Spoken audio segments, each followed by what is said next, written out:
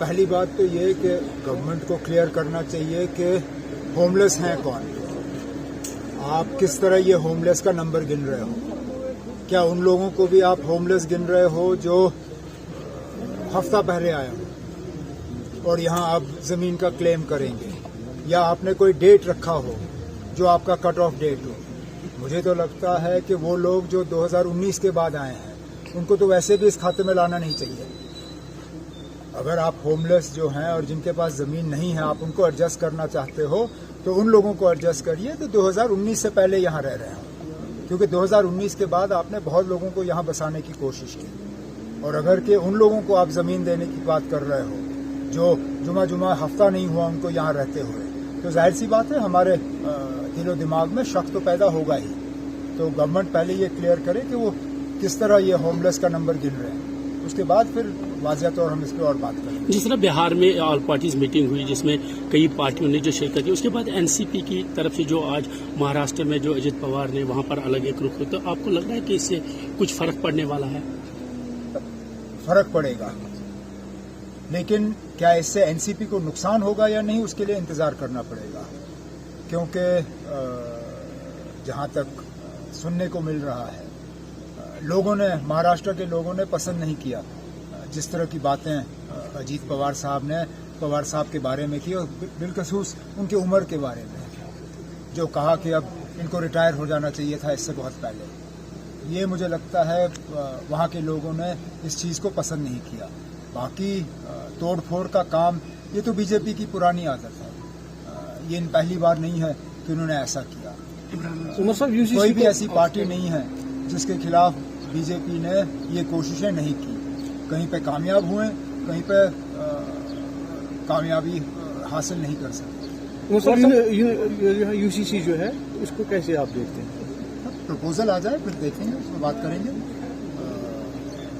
अभी तो इस तरह एक मेजॉरिटेरियनिज्म का दौर इस मुल्क में चलाने की कोशिश की जा रही है। शक तो होता ही है कि इनके इरादे सही नहीं है, लेकिन इन लोगों को ये भी समझाना पड़ेगा, लोगों को, इस मुल्क के आवाम को, कि जब आज़ादी के बाद मुल्क के कानून बनाए जा रहे थे उस वक्त सुनने में आया है कि पंडित जवाहरलाल नेहरू उनके साथी चाहते थे कि मुल्क में एक यूनिफॉर्म सिविल कोड हो। उसकी मुखालफत संघ परिवार ने की, क्योंकि वो नहीं चाहते थे कि इस मुल्क में उस तरह का कानून हो। अब इनका क्या प्रपोजल रहेगा, किस तरह हर किसी को साथ लेके चलेंगे, उसके लिए हम इंतजार करेंगे। तो आप अगर जिस तरह से आप यूनिफॉर्म सिविल कोड की बात कर रहे हैं, अगर उस हिसाब से होगा तो आप क्या लगता है आपको, आप साथ देंगे? अगर मगर क्या है ना, करने दीजिए ना, हम लाने दीजिए ना प्रपोजल। अगर कोई भी इनका ऐसा प्रपोजल होगा जिससे कि यहाँ जो माइनॉरिटीज़ हैं मुल्क के उनको नुकसान पहुँचेगा, हम कभी उसका साथ नहीं देंगे। उमर साहब, फिर से जो 370 का मामला है, क्योंकि बीजेपी कह रही है कि अब वो मामला खत्म हो चुका है, लेकिन फिर भी वो कोर्ट में है, तो आप और जो अभी सुनवाई होने वाली है आने वाले वक्त में, आप कैसे देखते हैं इसे, और एनसी क्या कर रही है? अच्छी बात है कि आखिरकार सुप्रीम कोर्ट ने बेंच का ऐलान कर दिया है। हम भी ये जानते हैं कि रातों रात ये होगा नहीं, क्योंकि पहले मौके पर शायद इनको गवर्नमेंट को नोटिस देना होगा, तो उसके बाद जाके फिर इस पर सुनवाई जो है वो शुरू होगी। और एनसी क्या करने जा रही है, हम इस पे पिटिशनर हैं। हमने हमारे जो 2 मेंबर पार्लियामेंट हैं, हसनैन मसूदी साहब और अकबर लोन साहब, वो इसमें पिटिशनर हैं। हम बढ़ चढ़ के इसमें हिस्सा लेंगे, लड़ेंगे और इंसाफ हासिल करने की कोशिश करेंगे। मैं एक सीधा सवाल अपने माननीय लेफ्टिनेंट गवर्नर साहब से करना चाह रहा हूँ कि आपने कहा कि जम्मू कश्मीर में 2.5 लाख होमलेस रहते हैं, माने जिनके पास घर नहीं है, और उसमें से आपने 1,45,000 सैंक्शन किए हैं जम्मू कश्मीर में घर बनेंगे फॉर द होमलेस, जिनके पास घर ना हो। मगर एलजी साहब 2021 में पार्लियामेंट में एक सवाल के जवाब में हुकूमत ने बताया कि जम्मू कश्मीर में सेंसस के मुताबिक सिर्फ 19,000 होमलेस हैं। तो मैं ये आपसे पूछना चाह रहा हूं, ये 2.5 लाख घर या उनके लिए ज़मीन का एहतमाम जिसमें से आपने 1.45 लाख सैंक्शन किए हैं, ये किन के लिए? आपने कल ही शायद एक आपकी सरकार ने ये बात कही है कि नहीं, यहीं के लोगों को दिया जाएगा। मगर जब यहाँ इतने होमलेस हैं ही नहीं, तो ये घर बनाने का क्या मामला है? किन के लिए बनाना है? ये हमारा सवाल है। इस चीज़ पर ज़रा गौर किया जाए कि जो आप ये कार्रवाई जो करने जा रहे हैं, ये हमारे लिहाज से सही नहीं है।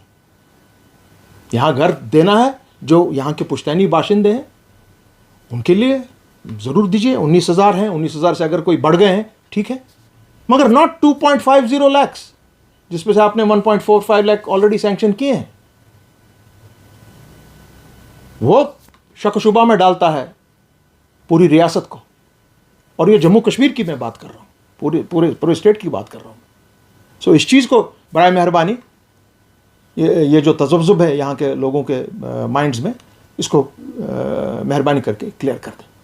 और दूसरी, इसके साथ साथ ही मैं ये भी बात कहूँ कि ये सब एक्सरसाइजेस, ये पावर जो आप इस्तेमाल कर रहे हैं, ये रिऑर्गनाइजेशन एक्ट 2019 जब आपने एब्रोगेट, आपके हिसाब से एब्रोगेट हुआ, आर्टिकल 370 और 35 है, हालांकि वो एब्रोगेट नहीं हुआ है। 11 तारीख से आपका इसका मैटर्स ये कॉज लिस्ट निकला है, 11 जुलाई से 5 जज कॉन्स्टिट्यूशन बेंच इस पर बैठेगा और दे विल वो सेट आउट करेंगे एलोकेशन ऑफ टाइम वगैरह। So 370 is not dead at all, it is right there where it was. So ये सब कार्रवाइयाँ करना शायद सही नहीं। देखिए, जो हमारा 2011 का सेंसस बता रहा है वो 5,000 कुछ गरीब बता रहा है। उसके बाद जो अभी लेफ्टिनेंट गवर्नर साहब ने बयान दिया कि यहाँ पर कुछ 1 लाख कुछ गरीबों को 5-5 मरले दिए जाएंगे, लेकिन उन्होंने ये क्लियर अपने इसमें ये नहीं किया है कि 5-5 मरले किन को दिए जाएंगे। अगर हम सेंसस के हिसाब से देखा जाए, अगर 2011 का सेंसस 5,000 कुछ बता रहा था, तो अभी तक चलिए 10,000 मान लेते हैं या 15,000 मान लेते हैं, अभी तक बढ़ गया होगा।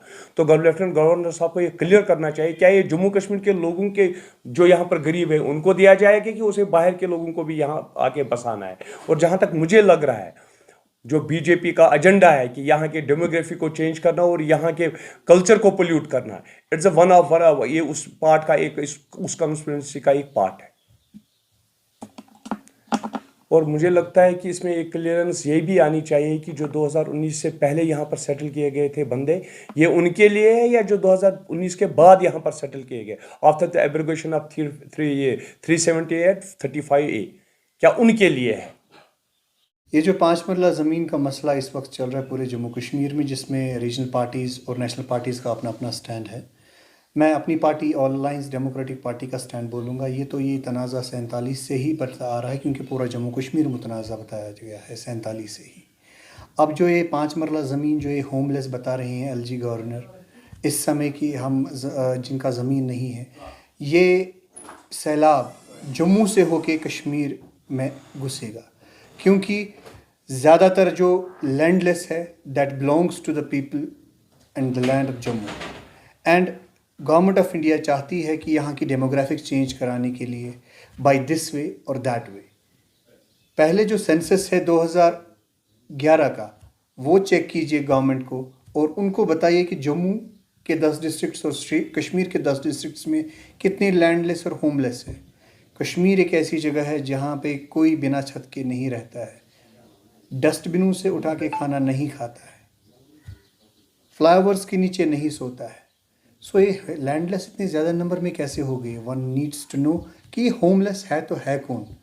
क्या ये वो लोग हैं जो कि वेस्ट पाकिस्तान रेफ्यूजी बन के आए हैं, या फिर वो लोग हैं जिनको ये इस वक्त इंपोर्ट कर रहे हैं एज अ बैगर्स जम्मू में भी और कश्मीर रीजन में भी?